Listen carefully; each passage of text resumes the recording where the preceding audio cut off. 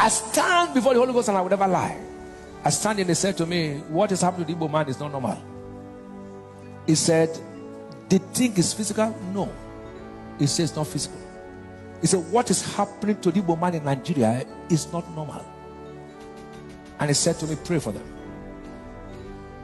How come with all the talents, Igbo man is being denied anytime it comes to him? He says it's not normal. I heard God stand before the Holy Ghost and said, it is not normal. You all know what happened last. He said, how come the Igbo man is denied? He said it's not normal. They are fighting it physically. No, you can't use Biafra to win it. You can't. Physical fight can't win it. If I be a man of God, the Igbo man will see a new light from today. In this country, say the Igbo man cannot become president of Nigeria. Are they not Nigerians? I say, I want to tell you why Igbos cannot rule Nigeria.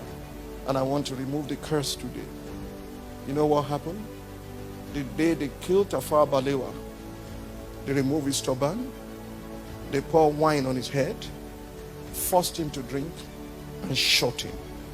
And while he was being killed, he said, none of your tribe will ever rule Nigeria. My dearest friends in Christ, I watch these two videos and I have reflections in me. You know, and I want to say this in response to my beloved friends, men of God.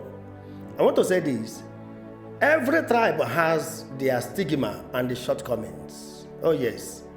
So do not cry more than they bereave. You know, I want to advise Pastor Tunde Bakare and the Pastor Ibiyome. You know, some tribes might be better than, you know, Igbo in coordinating themselves politically. But do not forget that Igbos are also better in coordinating themselves, you know, business-wise. I want to get revelation from you people about the drama in Asorok 2017.